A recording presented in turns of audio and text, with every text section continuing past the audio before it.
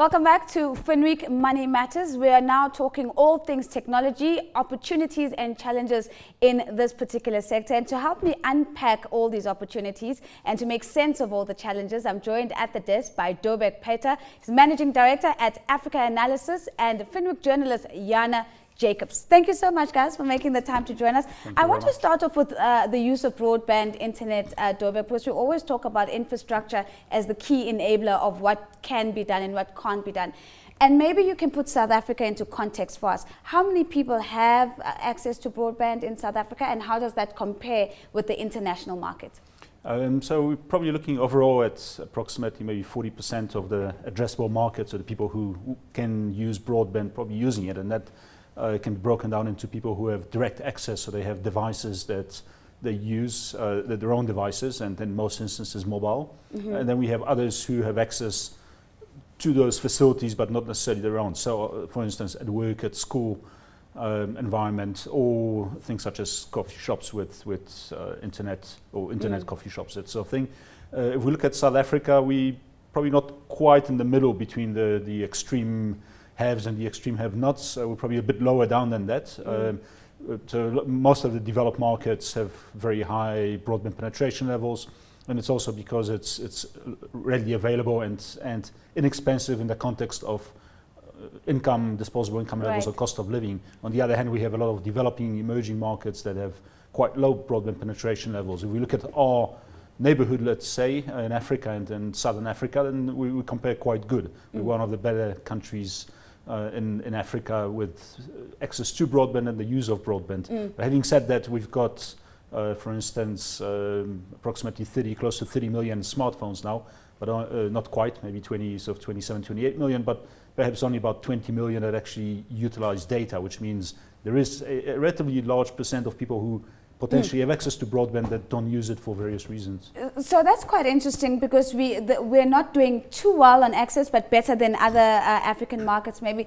But what's the impact on the environment to actually start up tech startups in particular if you don't have access to broadband, Yana? Well, obviously, I mean, if you're developing an app, you need people to use the internet to access them. So what we're seeing at the moment is that most smartphone users are using instant messaging such as WhatsApp, their email access, and Facebook. So very few people have and people are terrified of using their data, because obviously with a smartphone you've got automatic updates, so it eats into your airtime, so it gets quite expensive. So in terms of that does inhibit the tech space a bit. And then of course other things that are inhibiting tech startups is of course access to financing, because there's no lack of innovation, but a lot of people need to get good backers, and that's not always possible. And so that is hindering the tech space. And as we keep working towards hitting access and hitting affordability, Dobek, we also have to deal with the odd legal wrangle, as we've been seeing with the auctioning of spectrum. Just give us a little bit of understanding of what was all this controversy all about. Maybe it's not the odd legal wrangle. We've seen a lot of them, and this is the latest of, I suppose, of the row of them.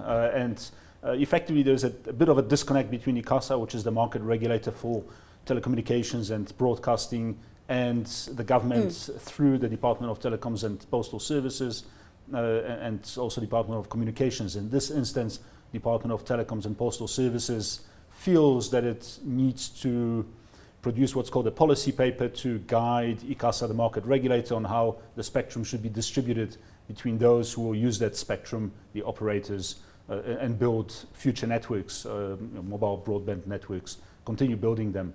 ICASA, in the view of the government, jumped the gun, although it is an independent institution, so technically speaking it probably does not have to wait for the document to issue its invitation to apply, effectively a plan on how to proceed with auctioning of the spectrum. So ICASA's point of departure is we want to auction the spectrum.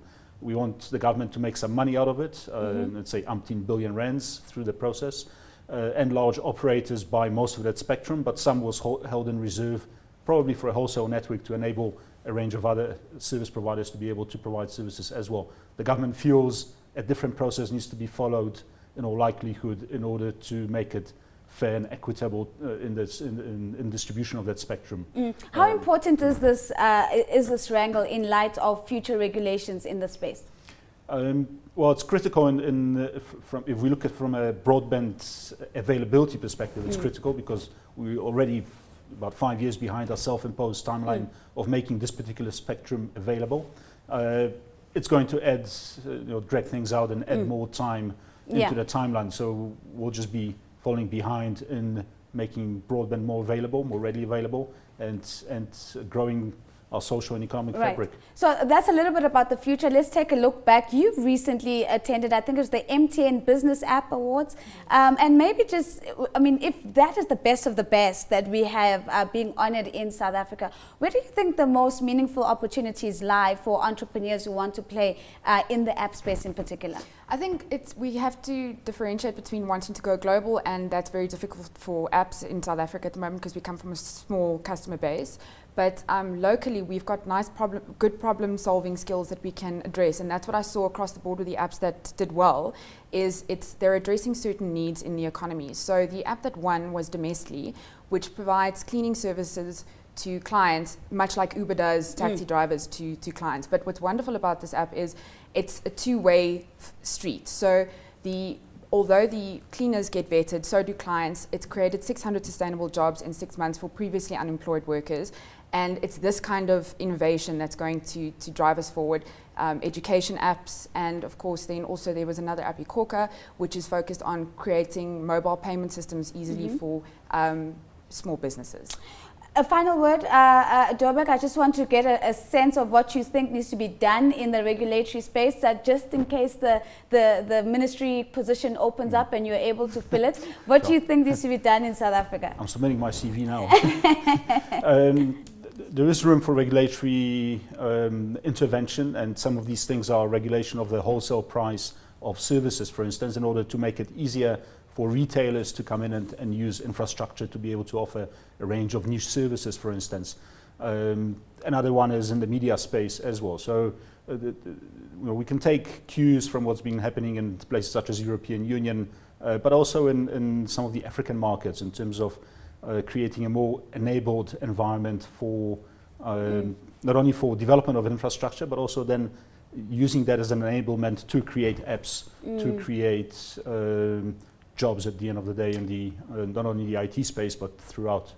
Certainly sounds like a potential ecosystem that could make a huge difference in the development of not only South Africa but other African markets as well. A very big thank you to Dobek Peta, Managing Director at Africa Analysis, and Finweek journalist Yana Jacobs for joining us this afternoon. That's all we have time for this week's edition of Finweek Money Matters.